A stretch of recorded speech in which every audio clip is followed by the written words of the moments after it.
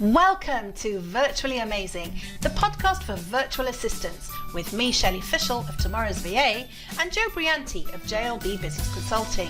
Each week we chat with amazing guest experts, all aimed at helping you grow your VA business. So sit back, grab a cuppa and tune in for a fun-filled episode.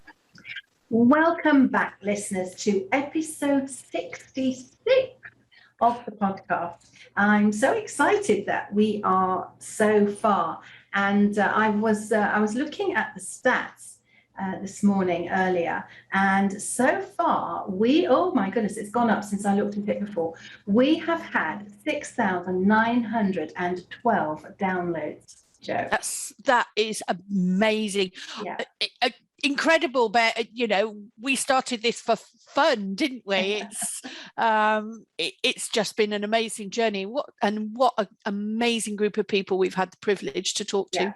We've chatted with some really great people who can help entrepreneurs of all kinds, specifically assistants, and also some of the things that we've talked about. I was been thinking about it, like copywriting and web stuff. Although it's good for the assistants themselves, it's also good for the assistants' clients, because it means that assistants have got a more rounded idea of things and they can advise their clients, which makes them more valuable, I think. Yep. Anyway.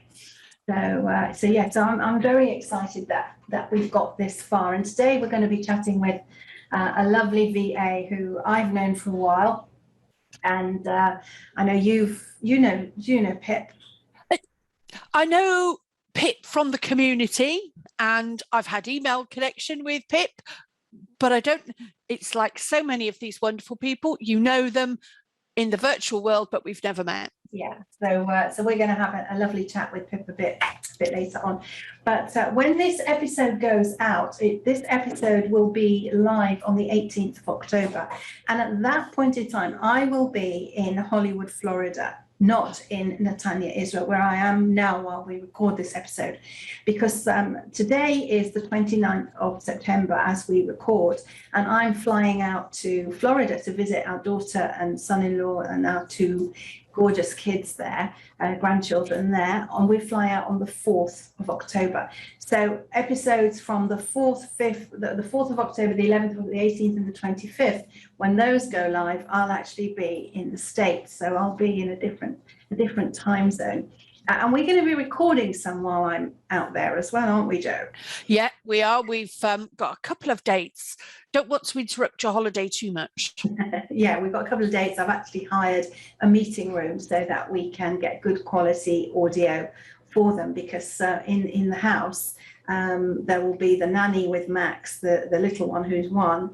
My husband will be there, and my son-in-law works from home. So I felt it wasn't fair to start recording with all that going on. So I've actually hired some office space, which will be quite nice actually to go and do that.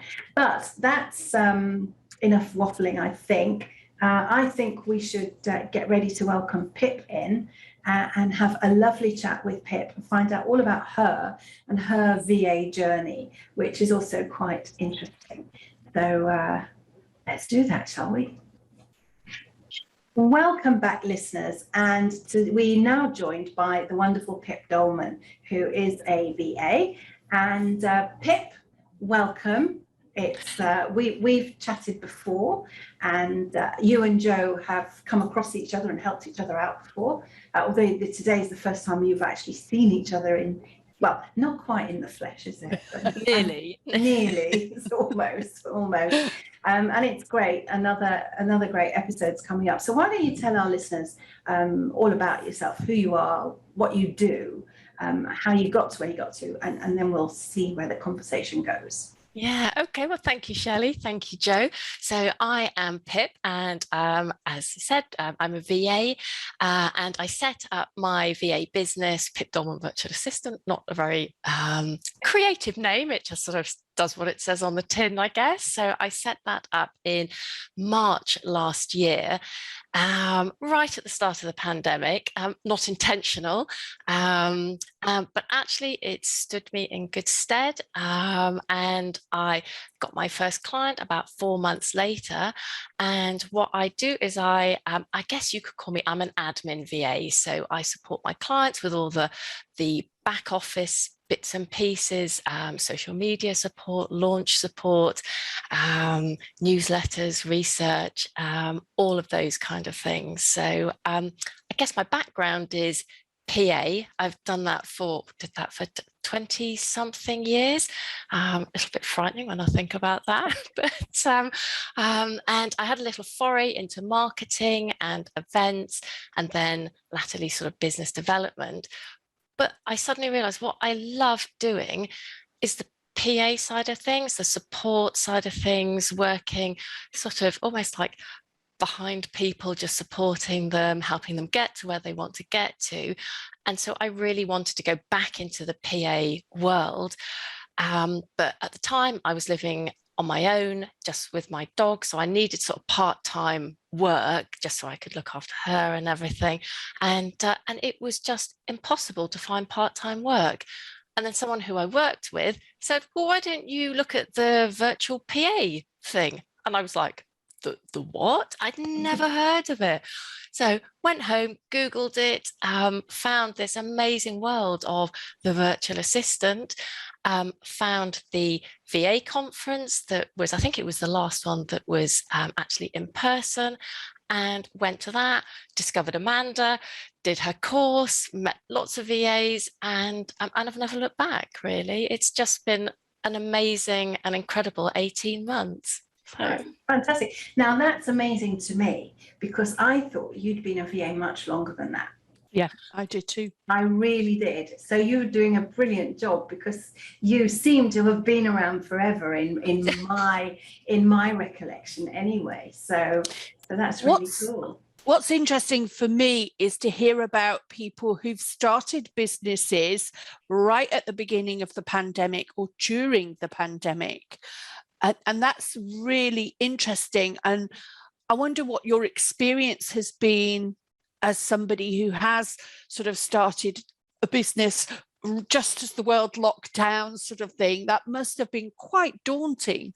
It was. And as I said, it wasn't my intention at all. I was on 3 months' notice in my last employed role. So I handed my notice in at Christmas time, when we were blissfully unaware of what was about to hit the world. And then when I left my job it was the start of March, I had a fortnight's holiday, came back, and literally within a week we were in lockdown. And I did think, what have I done? This is just a disaster. But actually, as I said, it stood me in good stead, because I thought, I just need to knuckle down. I was doing Amanda's course, I did some of Shelley's courses, and like just absorbed all this training. And I have to say, even though it's almost like I've never been a business owner outside of a pandemic until now, I don't think it held me back, because I've managed to grow my client base, and I've got lots of referrals, and I have been really busy. So for me, as I say, I haven't got any experience until sort of now of not working in a pandemic. So I don't know, have you, Jo, have you found it as another VA, have you found it difficult? Is it? At the beginning of lockdown, I had some projects that were due to come on board, and all of them kind of disappeared, simply because the clients were in the kind of environment where if they weren't directly impacted by the lockdown, they were impacted in other ways. One of those sadly has since had to close their business because it was just really, really complex and difficult for them. And the other two, throughout the pandemic, they've ridden it out, but the pandemic had to fundamentally change the way they were doing things. So the original project that was planned had to be canned, and we're talking about different projects further down the line because they've had to evolve their business. So that work will come back and possibly towards the end of this year. But at least they've retained their business. But I found different businesses operating in different ways as they were adjusting to the pandemic. They needed somebody like me who could help them adjust, whether it was the tech, whether it was looking at their GDPR and what had changed in how they were doing things. Plus, there's been this massive set of changes to GDPR anyway. So it's been a plus and a minus and an up and down, as business always is for me.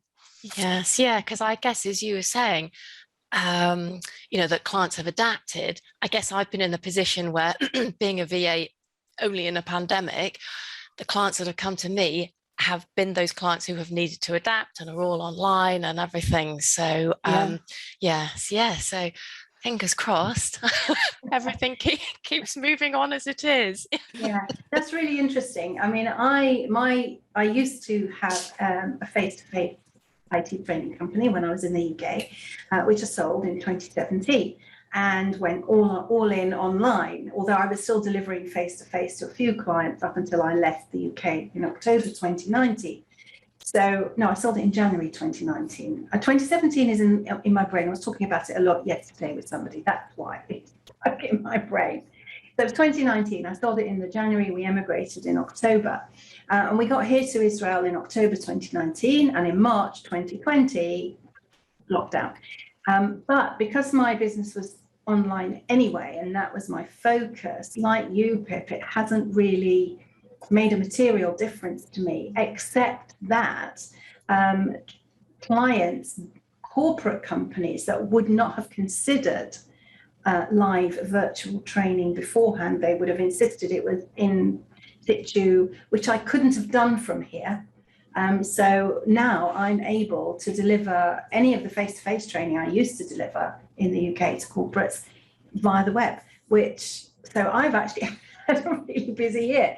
So it's a lot of in the trainer communities, we've talked about this before, Jo, haven't we? In the trainer community at the start, everybody had full diaries because everybody delivered face to face. And in the one community I'm in, like from Monday to Tuesday, their diaries emptied, and they were looking at the next 6 months or however long it was going to be with no money coming in.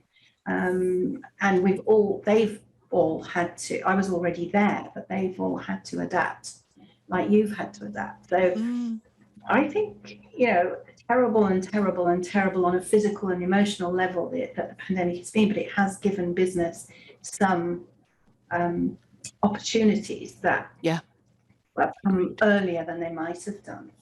It has, absolutely. And I think there is that real shift, isn't there, now to sort of not just training, but the actual ways of working, that this is almost like this hybrid approach now, and the sort of like home working and remote working, it's more acceptable than it was sort of 18 months ago. Yeah. Feels like 18 years, doesn't it? It does, doesn't it? I know. That normal life seems so long ago. Go on, Jo, go on. I was going to say, I mean, it is interesting that, a lot of very traditional bricks and mortar businesses, and some of the businesses I've worked with when I was sort of in the corporate world are now turning around and offering this hybrid model, and reading articles about the world now of work,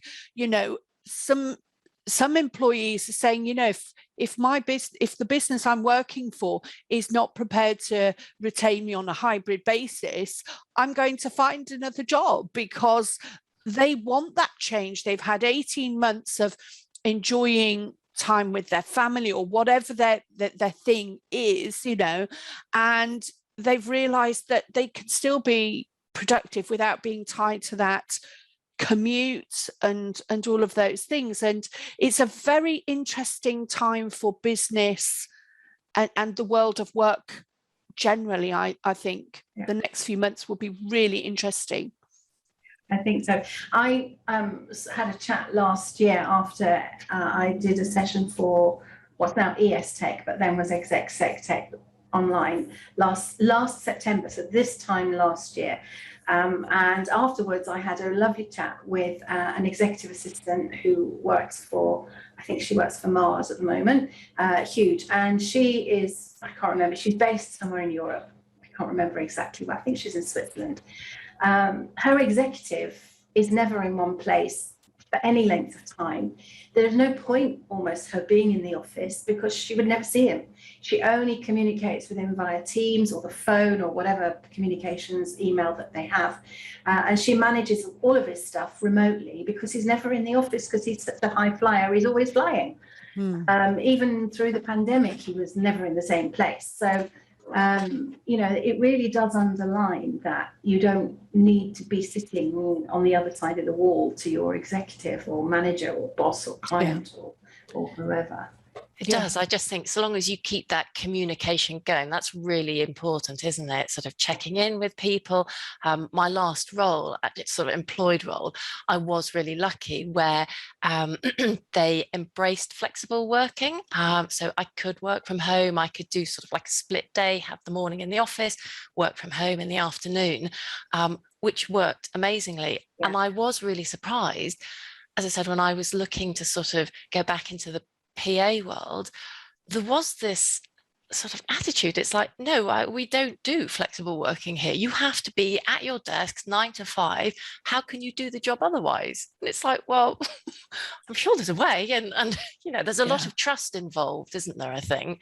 And I think perhaps because we've had to work from home and we've had to work remotely over the last 18 months, it perhaps has shown to employers that people are capable of working from home, and not everybody then doesn't work just because they're not in front of their managers every day. So I think the responsible people will always work, and the people who are irresponsible and are skivers are going to find a way of skiving whether they're in the office or not.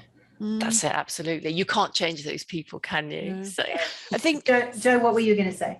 Well, for some people, that I know in my network, the fact that they've no longer got a commute has made them so much more productive because they're not having to get up at stupid o'clock, shower, dress, queue up for a train or a tube or a bus or a whatever, and sit on public transport in whatever format that is for however long, or in their car, and so they get up, they're having breakfast, they're at their desks at the time when they would normally be kind of standing in the wet, in the cold for a bus.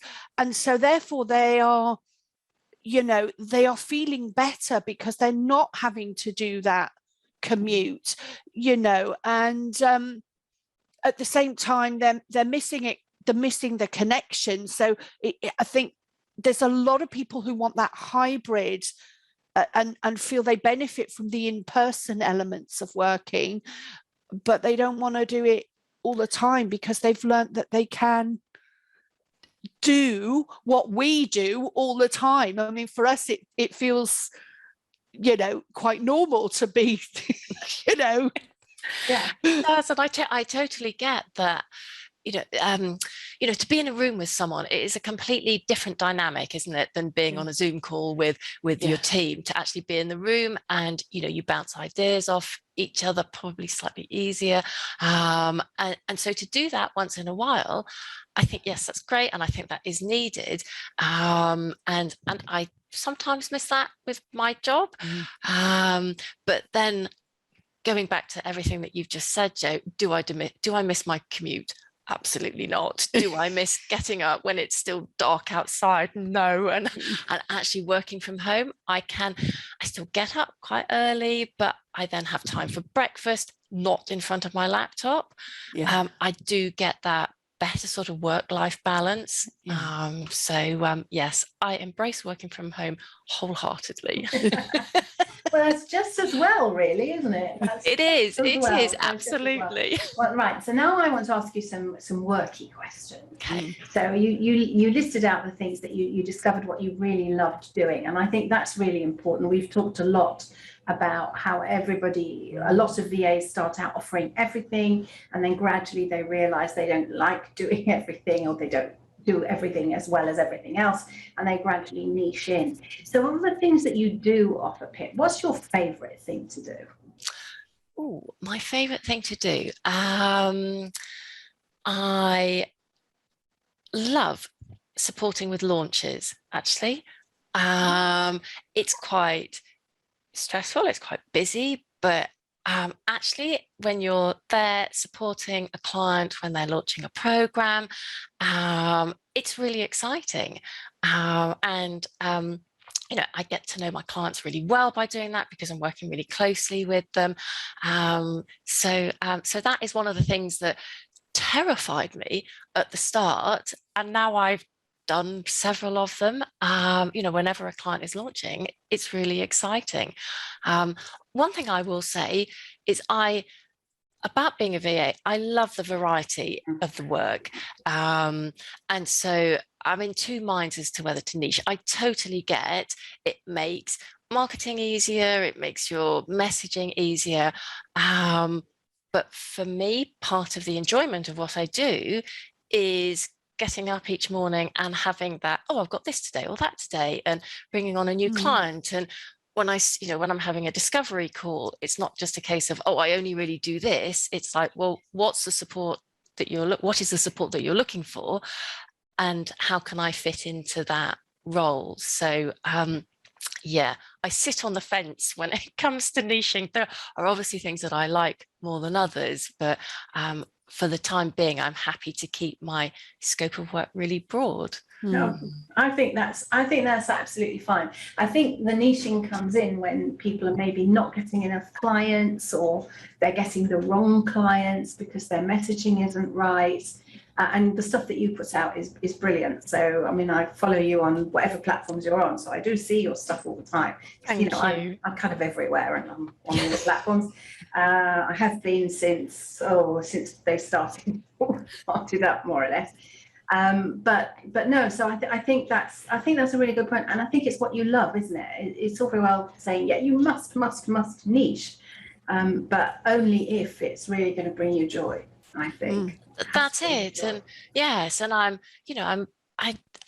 feel really lucky since starting out my business, because I've got some amazing clients who have, sort of stuck with me through thick and thin. There have been some quite hard times over the last year or so, 18 months.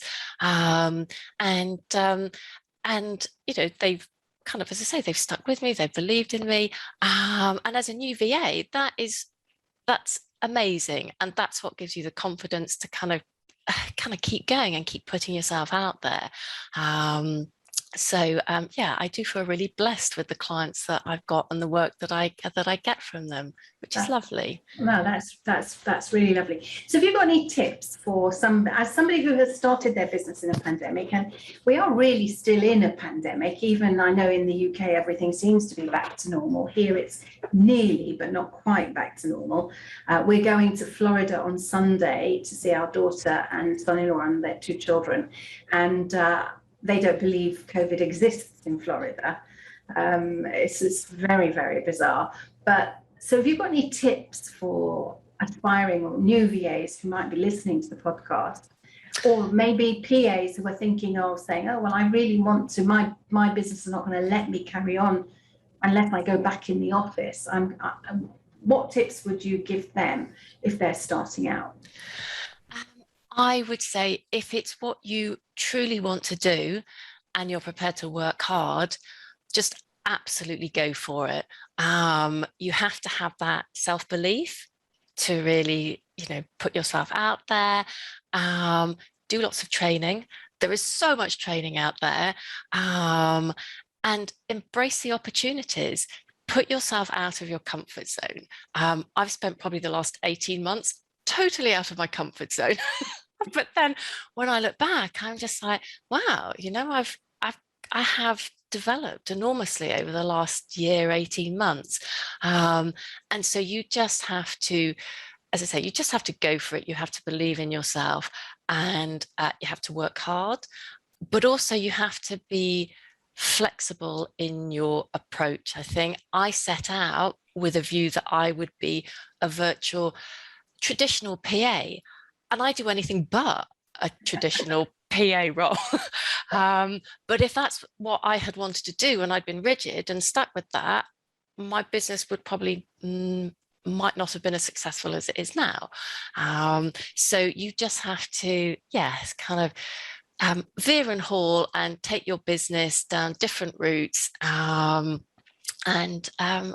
just go for it. Absolutely go for it, because I do believe there is enough work out there for everybody. Absolutely. Yeah, I've always felt that in the training world. People say, oh, you're in competition with this one and that one and the other one. And I said, not every trainer is right for every person, and not every VA is going to be right for every client. We all have different personalities, and we're all going to suit different people. And yeah, I absolutely do agree with you there. There's always going to be, you just have to find it. Jo, have you got anything to add to that? There's a resilience and a thick skin that you have to develop as a small business owner, because there's no doubt about it. You are going to get knocks. You are going to put a proposal into a prospect, and they're going to say that's too expensive, or not now, or it's not what I want, or and it feels hurtful when somebody says, actually, I don't want to work with you, but there's not the right match, and you're better off. And I've done this. I've worked with clients where I've thought, there's this thing that develops that goes neat in your gut, and every time you get that neat in your gut, you think, but don't ignore it, because it always ends up really bad. That's so true. It's follow your intuition, isn't it? Yeah.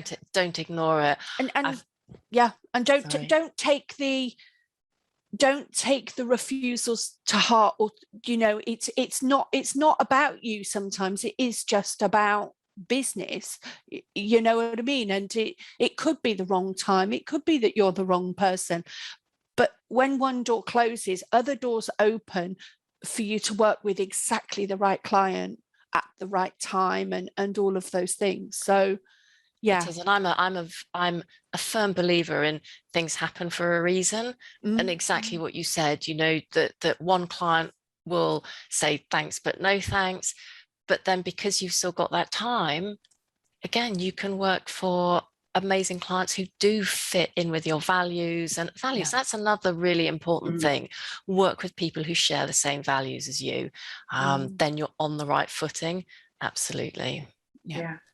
Otherwise, you're getting that as in the gut all the time, as Jo says. Yeah. I'm going to remember that. We are going to go all day long now. It's like be in my head all day long. And it's true what Jo said there about sometimes the price isn't right. It's too much, too little. You could be refused because you come across as too cheap, and they think, well, if you're so cheap, are you any good? That is a valid thing. Or it could be that it's too expensive, or it could be that the timing, as Jo says, the timing is not right. I've got lots of people who haven't bought into my hub, for example, as Pip did at the beginning. You were a very early adopter, and it's got more expensive because I've added more content, but the time wasn't right. And then somebody joins when it's even more expensive, but they need that solution now, and that's when they want it. So they're quite happy. Or I'll do a special offer, and then they think, oh, right, that's now I'm the right time. So I've had somebody who she's bought 3 or 4 of my courses over the years. She bought 2 or 3. And the last time I did a special offer, she said, oh, it's that time. I had the full set, and she just bought into it. So by the time she'd spent the courses she'd bought before, plus the special offer, she probably spent more than had she have bought the whole thing at the beginning. But it wasn't right for her then. So I have to say, as a member of your hub, it is amazing, and I have dipped in and out of it so many times.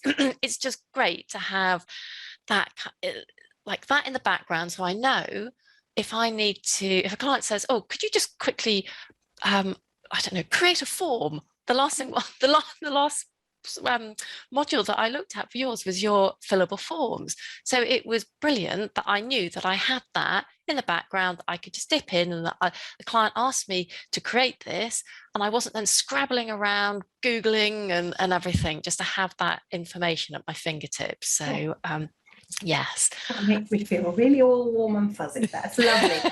And I announced it on the last episode of the podcast, which is going out the week before this one, but I'm actually launching a new program. So I might be in touch with you afterwards. And it's going to launch at the PA show in March next year. So I've got between now and March to create it. Some of it is created. It's a new kind of hub, slightly different focus, but it's going to have all of the hub in it, plus a heck of a lot more. So anybody that is already a member of the hub will get brought across to it. So they won't lose out. So they've already paid me whatever they paid me whenever they did. They'll still get all of that, but they'll get all the extra stuff as well. So, I mean, I could do it differently, but that's how I feel it's only fair to do it that way. So I might be in touch after. Anyway, yeah, absolutely. Very exciting. I've got a lot of work to do between now and March. I do like to make my life difficult, but hey ho, comfort zone, there you go, outside comfort zone. So Pip, any last things that you'd like to say to our VA listeners? Yeah, I think just if it's what you want to do, and as Jo said, there will be times when, the chips are down and things just aren't go according to plan. Just keep going, absolutely keep going. That is one of the things that I have loved since joining the entrepreneurial world, the VA world, is the amount of support out there. So connect with other VAs, connect with people in your world, because you don't know what doors they will open for you. As Jo and I have in the past, we've kind of picked each other's brains, and well, generally it's me picking your brains, isn't it, Jo? I'm always open to help. Yep. Yeah, and it has been amazing. I mean, my background is sort of professional services, and it's very different. And so coming into this wonderful entrepreneurial world, I'm just like, wow, there is so much support there. So just go out, like embrace it, talk to people, connect with people, and yeah, I keep saying it, don't I? Just go for it. But that's what I have done. I've just gone, okay, I really want to do this. Let's just do it. Yeah. It's almost like feel the fear, but do it anyway. Yes, so. Absolutely. I totally agree. Any last thoughts, Jo, before we wrap up? No, I think that's everything that Pip says is really, really valid. I think it's, something we've touched on here before, and Pip's touched on it there, is don't be afraid to network with the other VAs, because you might have the opportunity to collaborate with them on the bigger projects. Or if a client comes to you and they have something that, a broad project, and you can do 50% of it and 50% of it you can't, you can go in with another VA, split the project, split the money between you, and work together to deliver, or have a referral process between other VAs. So, it is about collaboration, and it is about just going for it, and, get going. I think we'll title this episode just Go For It episode. Yeah, just do it. Isn't it? That's it. Just do it. Yeah. Okay. Pip, thank you so much for coming on the podcast today. It's been a real pleasure. And as ever, we will put your bio and all of your links and things onto the webpage that goes with the episode. So any other VAs out there, if you're not in love with launching for your clients, you will be able to get in touch with Pip and collaborate with Pip in that way. So that's how it works. Collaboration is king in my book. It's a great thing. And thank you very much once again. Oh, thank you, Shelley, and thank you, Jo. It's been an absolute pleasure joining you this morning. It really has. So, Jo, welcome back. Wasn't that such a fun chat there with Pip? Yes, lovely. And lovely to catch up and and talk to somebody who has started their business in lockdown and made such a success. I think there are so many messages that we can all take from that. Even people like you and I, Shelley, that have had businesses for a long time, and the message about resilience and about keeping going that sort of Pip gave us was really, really useful. Yeah, totally. I love it. And I was really surprised that she said she only started 18 months ago. She was an early joiner to my hub, but I didn't think anything about that, because I'd only launched it not that long before. So it really interesting because, as far as I'm concerned, she's been around forever, but obviously not. So I think that's a good message too, because obviously everything that Pip has been doing by her messaging and getting herself out there makes you think, oh, well, I've been seeing you around all the time. So that gives you confidence also, because you keep seeing their messaging, whoever it is. It does help, I think, definitely does help. And yeah, you're right, there were tons of lessons in that episode. What stood out the most for you? The message about resilience, about, keep going, and, I hate to use the word brave, but, to kind of plan something, and this was sort of what Pip was saying. She'd resigned, she had a plan, and then the pandemic hit. There wasn't plan A, the part-time job didn't come off, so plan B, let's go all in. And that message, you've got to be totally committed. You can't sort of say, oh, I'm going to be this for a week, and the first knock you get, that's it, walk away, or whatever. If you are absolutely going to make a go of it, you just have to keep going and going and going and going. Yeah, absolutely. Totally agree. I think that's really the main message. Commit fully to whatever it is in life that you want to do. If just to take it to a completely different place, if you really want to lose weight and you really want to be fitter, we all know what we have to do. We just have to commit to doing those things, whatever they may be. So I think it's the same thing in business. I'm sorry, I'm a little bit uncomfortable. So if you're watching on YouTube, you'll see me bobbing around a bit. My back's been playing up a little bit the last couple of days, too much sitting. But hey ho, that's just life. So I'm a bit fidgety. I'm just noticing myself on the screen.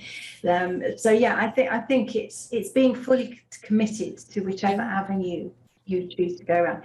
And I also thought what was interesting was her take on the niche thing. That she is actually niched really in the thing she loves to do. Yes. So that is a niche as well. And a niche doesn't always have to be that one thing or that one type of client. It could be just, as you say, doing what you love. And I think that is another real learning point for all VAs, is to be doing something that you really, really enjoy, and developing those skills, and Pip said that she'd started off doing general stuff and she's picked up more skills, and along the way she's kind of got rid of things that she likes less, and she's only focusing on doing the things that she really, really loves. And again, that's another lesson, as a business owner, you choose. Yeah, you can always outsource the things that you don't love doing to somebody else who can do it for you, or the things you don't have time to do, even if it's not a case if you don't like doing them. Sometimes there's just too much to do in a day, so you need to outsource. So I outsource my bookkeeping. I'm very fortunate, I can outsource it to my husband. He's an accountant. Why I didn't do it 10 years ago, I still don't know. That was the stubbornness in me, and I'm going to do it myself.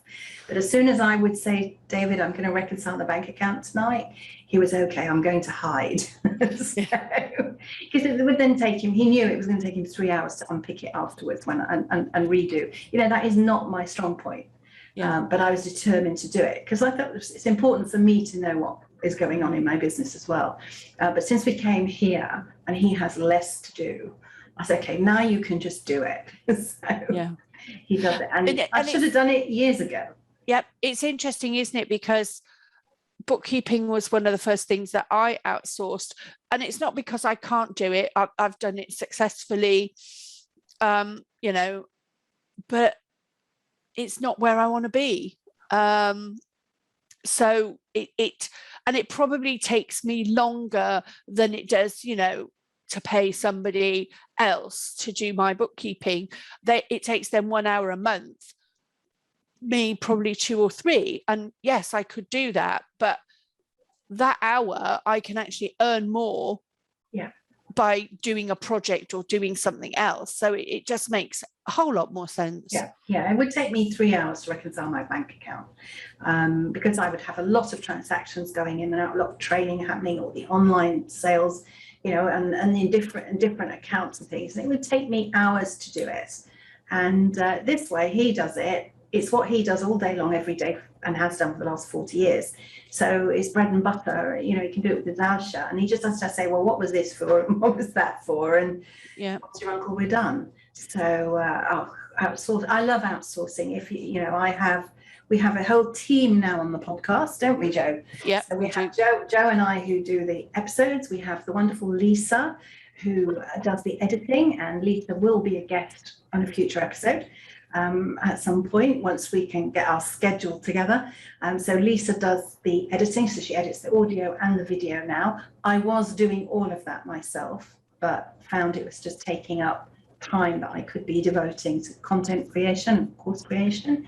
And that's where I want to be, not video editing podcasts. And it's what Lisa wants to do. So it kind of, she emailed me and said, can I edit one for you? And you'll give me a testimonial. I won't charge you. And she did such a good job that it didn't happen immediately. A couple of months later, I said, okay, now you can do it for me. And we now have Zita, who does a lot of my VA work generally anyway. She looks after all my social media. She now does the web page that goes with the podcast. Yes, I could do it myself, but it's a half an hour to 40-minute job. And it's just easier. All the information is there for Lisa to do it. But connected to that, something that we've talked about on other episodes, I wanted to bring in here, which is processes. Because I know that's a thing close to your heart, Joe. What doing this has forced me to do is work out what the process is for what happens after Joe and I finish jabbering away to you on the podcast. When we've had enough jabbering away, what happens next? And I recorded it for Zita so that she could know what she needed to do for the webpage. And I had a call with Lisa, so she knew. So I now know exactly what the process is, which I probably knew in my head before, but because I've outsourced it, I've had to document it. And I think that's really valuable. Yeah, I agree totally. You know, and I document all sorts of different things for people, you know, process flows and create handbooks and all sorts. It is invaluable. You know, and I create, I use Visio, which, you know, to create my process flows and my swim lanes and all of those kinds of analysis tools that I use. So, yeah. And it does mean that if at some point any of the team changes for whatever reason, I'm not getting rid of anybody. It's just that, you know, they might have other interests. They might decide not to do it. They don't want to work with it anymore. That something happens, they have to close their business down for whatever reason. It means that I now have the process designed. I've got the video of what to do recorded. For the next person that comes along, it's a much easier handover. And it's much easier to explain what needs to happen than before. So, and now we kind of got onto that through outsourcing, didn't we? Yes. Anyways, right. It's now 12:15 here today on the 29th of September. And we're going to be recording another episode later on this afternoon, after which I am off to a surprise 60th birthday party. That sounds exciting. Yes. What else have you got on today, Joe, apart from the other episode? apart from the other episode, I am writing a report of my findings after a GDPR review for somebody. And this evening, I'm talking to the very, very lovely Annabelle Kay about children's GDPR and data management. So that's 8 o'clock. So it's a webinar. Oh, that's fantastic. So you are you being interviewed by Annabelle for that? Yeah, we know it's just a free-flowing conversation, very, very similar to what we do on this. And Annabelle has sent invitations out to the wider VA community, and they'll be able to register, come along, have a chat, listen, ask questions. We can, give advice, help, tips, all those kinds of things. Fantastic. Just shows the power of collaboration and networking with other people. I've known Annabelle probably since about 2007, 8, maybe 2009, 10, but a long time. And it's just amazing when people that you work with or you collaborate with, everybody seems to be collaborating, and the circle gets smaller. And it's just fabulous. Oh, I'm so pleased for you. That's going to be amazing, listeners. That's going to be great. Although by the time you hear this episode, it will have been in the past. Yes. So that's what's on today. Okay, so I think we're going to wind up today. So thank you very much for being with us again today, and we will see you again next week. You have been listening to Virtually Amazing, the podcast for virtual assistants with Shelley Fishel and Joe Brianti. We will be back with you again next week with yet another amazing episode. See you then.